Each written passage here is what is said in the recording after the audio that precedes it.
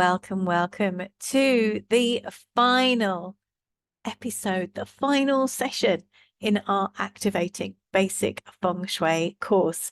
My name's Suzanne Roynan. I work with interiorsTherapy.com, and along with some other Feng Shui practitioners, we are determined to make Feng Shui more accessible and easier to understand for people who live in real homes, who have real lives, real jobs, and just need to feel better about their homes, to have homes that really support them and work with them rather than against them. Now, we are at session 6. We're talking about wealth. We're talking about knowledge and spirituality. And I guess if you might just have run into this little session on YouTube or somewhere like that, you're thinking, great, I will activate my wealth area. Everything will be fine. I urge you, please go back and watch episode 1 first, because that's going to explain to you how to identify the area of your home so that you know what you're doing and where you're working. The thing is, if you cannot identify the southeast area of your home or the northeast area of your home during this session, you're wasting your time. And yes, you can get some good hints and good tips along the way. But really, if you're going to get the best out of this, you need to be able to identify precisely where your southeast Gua is. You need to know what a Gua is. So if you haven't been and watched that first session, and indeed all of the other sessions, there are 6. This is the final session we're recording now. If you haven't seen the other ones, please go back and watch them, because Feng Shui is all about bringing balance and harmony to your home. And you need to have all of the information in order to make really great decisions for you, for your family, for your home itself. So without further ado, for those of you who have been with me right through the process, here we are on session 6. What are we doing this time? Okay, we're going to have a recap of session 5. We're going to answer a couple of questions. Then we're going to activate the northeast, which is your knowledge and spirituality area. And then we're going to look at the southeast for wealth and blessings. And yes, even though it's the last session, I'm still going to give you some homework, because I want you to get everything you can out of this mini course. So, applause for everyone who has still been busy decluttering. Look at this stuff that's going out of people's doors. Amazing. Keep up the great work. You know, none of this stuff would have left people's homes without this course. So I want to congratulate you, because believe me, this much stuff in your home is not doing you any favors at all.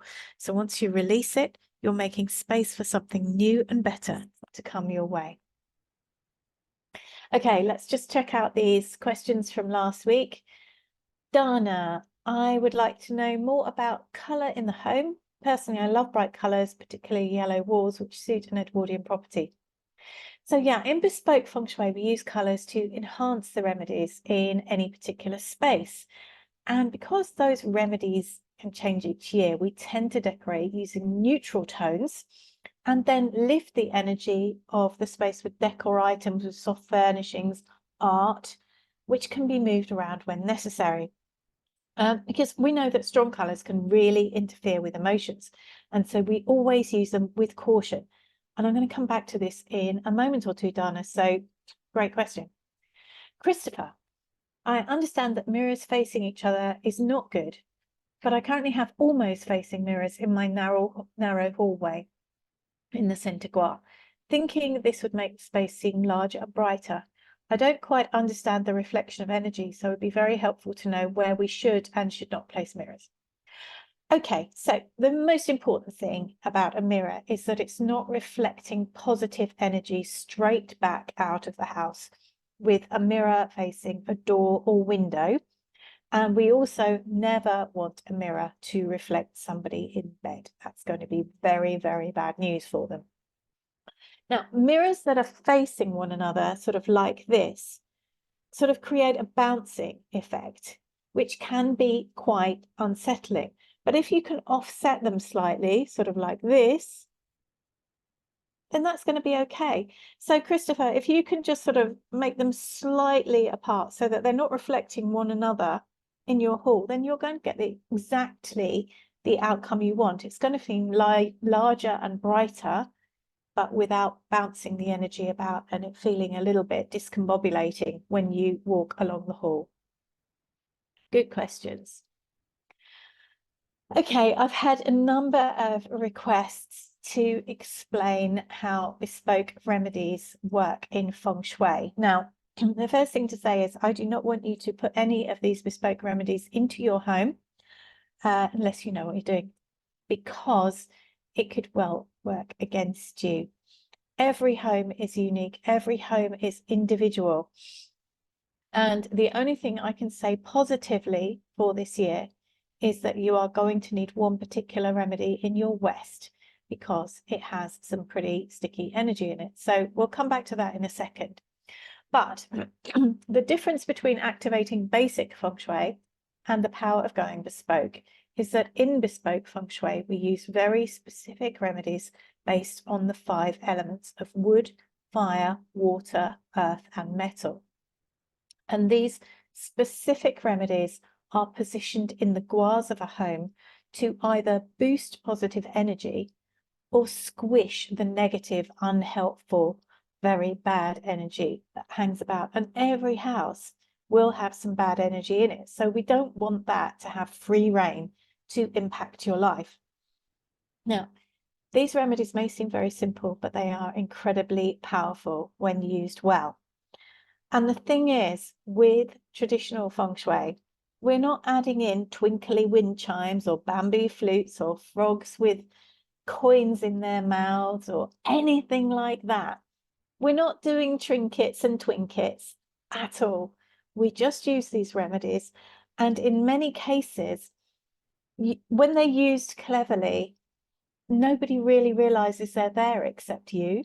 You'll know that they're your Feng Shui remedies, but nobody else will have a clue. They'll just know that it feels amazing when they walk into your home, and they will want to be there, and they won't understand why. It will just feel great. So, as I say, these are the basic remedies, but please don't go assuming that you just put some of these around your home and everything's going to be great. Doesn't work that way. You need to know precisely what to put where, and that's where you do need bespoke support. It's not something that you can guess at. So we've talked about the West a lot. Now, the West is about new opportunities, it's about creativity, it's about children.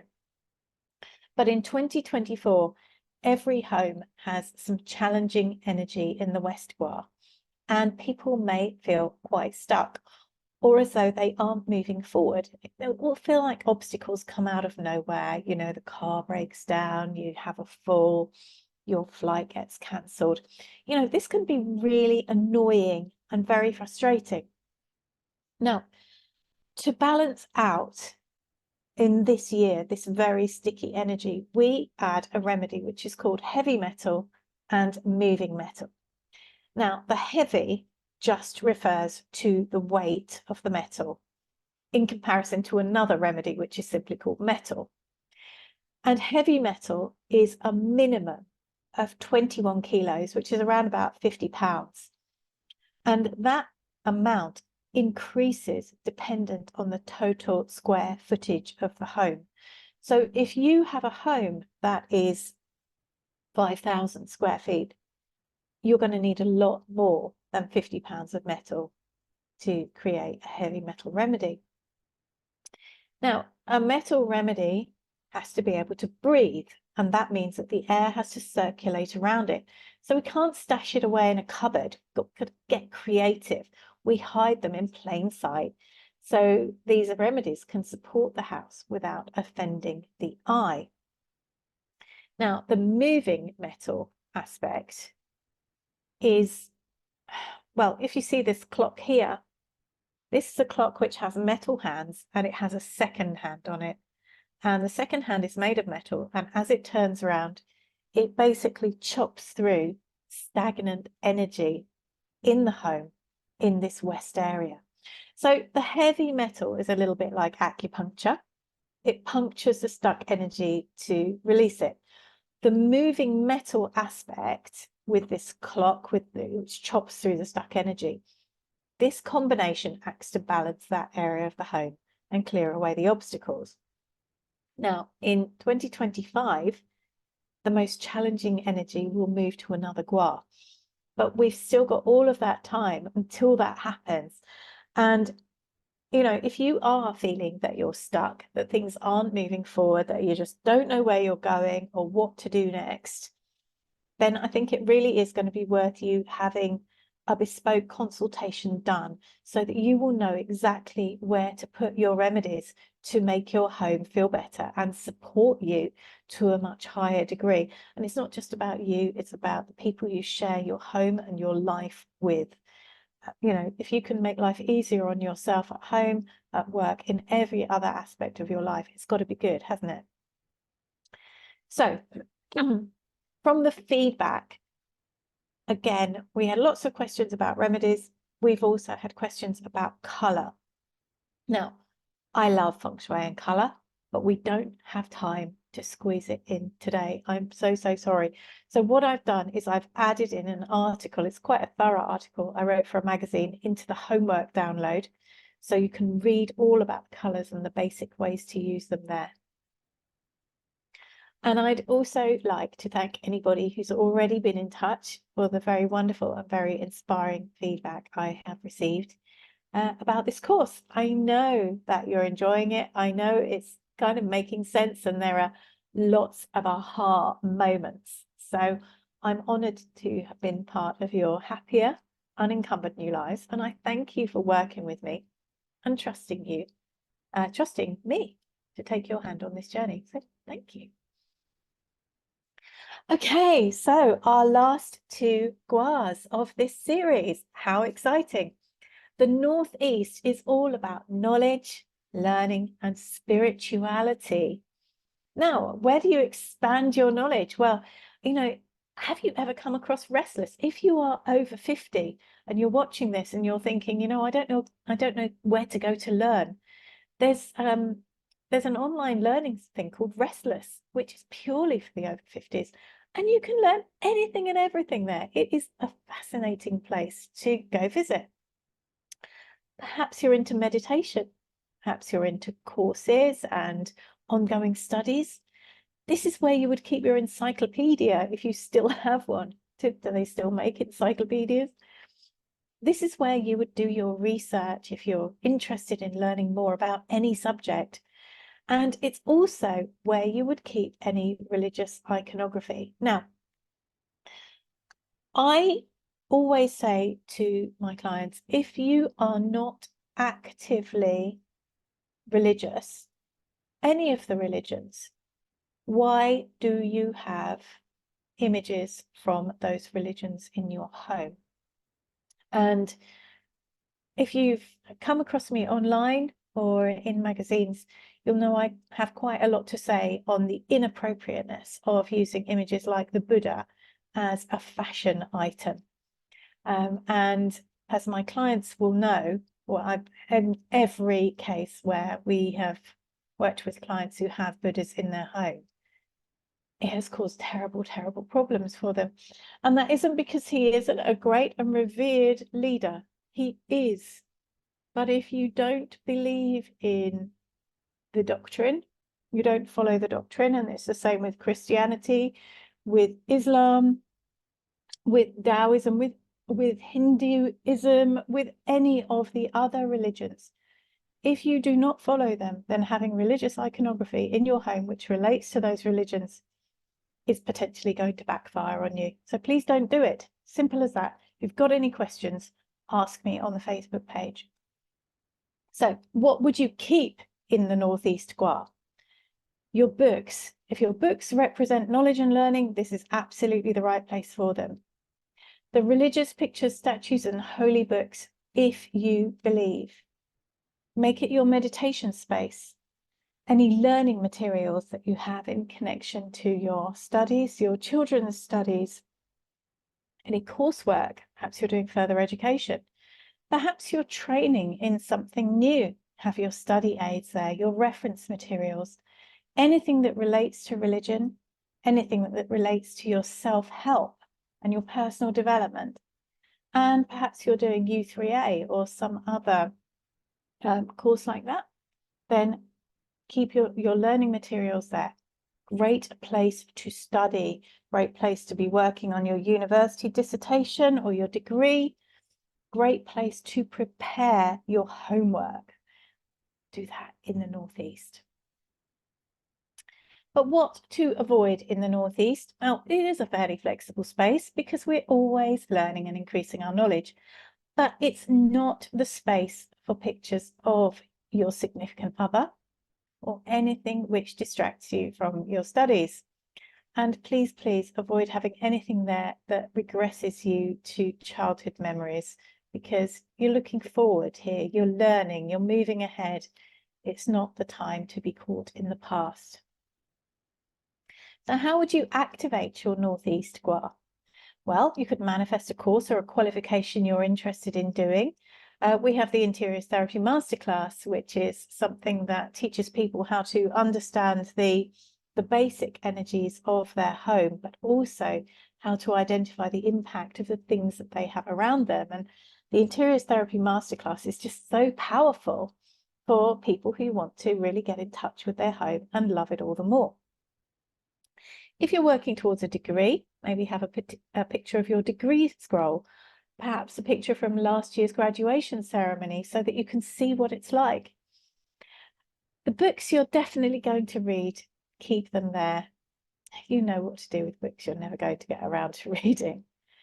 Tune into your higher self with meditation, and it's also an excellent space for thinking and contemplation. You know, if you can put a chair there that's just for you, maybe a cup of coffee, no distractions.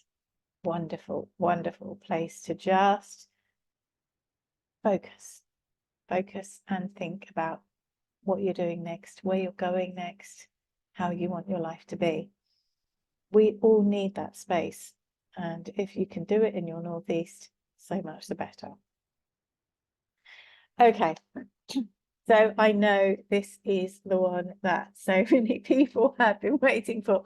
I've had that many messages and emails and private messages and WhatsApp messages saying, when are we going to do the wealth area? Here we are. We are at the wealth area. It is in the southeast Gua of your home. I really so hope you know by now where your southeast is.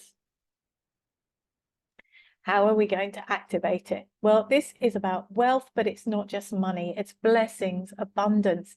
It's riches in whatever form you see them. And, you know, if you're a beekeeper, your riches are in honey, not money.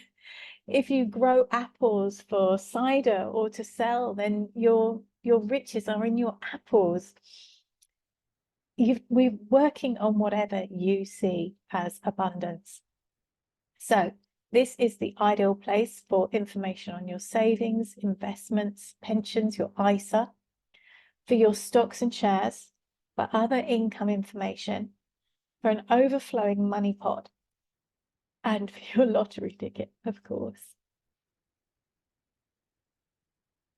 But what we want to avoid is anything related to debt or expenditure. So if your bank statements are overdrawn, please don't keep them in the southeast. Don't keep your bills here either. The invoices that you have to pay yourself, don't keep those there. Anything which makes you feel a sense of lack. So anything with an empty bottle. You know, I see so many empty champagne bottles in people's homes, and I'm told, oh yes, we're keeping these because it reminds us of a really special occasion. Yeah, it's an empty bottle. Do you want more occasions with empty bottles? You know, if you've got to do that, then keep them in the east, for goodness sake. Do not keep them in the southeast. Don't keep reminders of loss of any kind in your southeast. Let's not have bleak, empty artwork or photos of anything symbolic of famine, anything similar like that. No stormy seas, fights, or adversity. No art, no books, no pictures, no postcards, nothing like that. Never keep an empty wallet or purse in your southeast. And if your carpets are threadbare or your furniture's seen better days, do something about it, okay? Never, please never, ever, ever use empty bottles or anything empty as a decor item in this area. Now, to activate your southeast, we want to be thinking about art, which feels abundant. So this particular image of a bowl of oranges, it's very, very abundant. And to me, it also signifies the warmth and the sunshine that comes in those countries where oranges grow just along the road, you know, beautiful thing to see. Anything that reflects happiness for you. I just love going out and putting my arms in the air and being so grateful for this amazing world that we live in and all of the magic that comes my way. Gratitude, your most powerful emotion, trust me. Pictures of things which feel abundant to you, flowers, money, anything like that. But perhaps a yacht is what you see as abundance. You know, if what you envisage is an amazing car or a yacht or a particular place to go on holiday, then activate your southeast with these abundant sensations. Citrine crystals. Now, I've really not talked about crystals at all in this course. Citrine are renowned for bringing in money, but please, please, please keep them clean. They need to be washed and recharged every couple of months at the very most, preferably more often than that. Keep your affirmations for new wealth here. Be absolutely clear about what you're looking for and why. You might have valuable items or jewelry. You know, if you have a safe that you're sneakily keeping some gold in, it's a great place to have it there in the southeast. A money plant. I love a money plant. We have lots of them around here. And, you know, the reason it's called a money plant is because it's got these thick, fleshy leaves and it just keeps going. And it's very, very seldom that you see a sick-looking money plant. And that's only really if the soil has completely dried out. They're so difficult to kill. So they represent abundance. And this particular one you can see here is actually a jade plant. There are other plants that garden centres might call money plants, but this would be the one I would recommend to you. Fresh fruit or flowers, always a lovely thing to have around a home. Just make sure that you've eaten it or used it before it goes bad, and don't ever have dead or dying flowers in your home. Let them go, but enjoy them while they're at their beautiful best. Some other money activation magic. So keep a coin in every purse, handbag, wallet. Remember the evening bags, the sports bags. Always have a coin. It doesn't matter if it's only a 50p or a pound or 20 cents, whatever. Keep at least one coin in every bag. Make a money pot by choosing an attractive container and filling it with loose change until it overflows. Now, if you can position it on a mirror, then it symbolically doubles the contents. What a lovely thing to do, and it's just so easy. A piggy bank or a money jar of any kind, this is the right place for it, right here in your southeast. A note in your wallet which says plenty more where that came from. You could write yourself a check from the universe and be grateful for everything that you already had. When I said to you that gratitude is the most powerful emotion, I really, really meant it. If you are grateful from the moment you wake up in the morning and you find things to be grateful for throughout the day, small things, large things, you know, the person who lets you out at a busy junction, the fact that the train was 2 minutes late, so you managed to get on it instead of missing it, somebody gives you a spare carrier bag at the supermarket when you've forgotten yours, maybe you find some money on the floor. You know, these are all things to be grateful for. Small things, big things, things in the past, things in the present. You can even be grateful for things happening for you in the future. If you write them down, it becomes even more powerful. But you know, if you just walk along the road saying thank you to yourself quietly, so nobody can hear you. Thank you, thank you, thank you. I am grateful to receive. Thank you. I'm grateful for this, that, this sunny day, the rain, my garden, whatever you want to be grateful for. Use that energy of gratitude. It will really pay off for you. So, would you like some bespoke feng shui?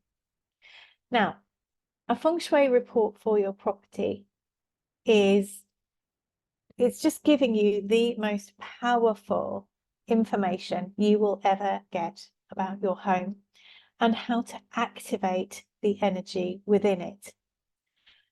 Alternatively, you could combine feng shui with interiors therapy and have decluttering support with me or one of my team right there with you in your home. And you know, I work around the world. You don't have to be in the UK. You can be in Europe. You can be in Australia. You can be in America. I can come and work with you in person. I'm offering a very, very special rate for my students. And the first thing is always to book an inspiration taster call. So if you would like to consider a boost of really positive energy for your home, then book your inspiration call at interiorstherapy.com or use the link in your homework, which I hope you will download. So wherever you are in the world, this is available to you. I always recommend starting with your feng shui report unless you are living within so much clutter that you don't know which way to turn. And the reason I would say don't rush to feng shui if you're very cluttered is that feng shui will magnify whatever you have.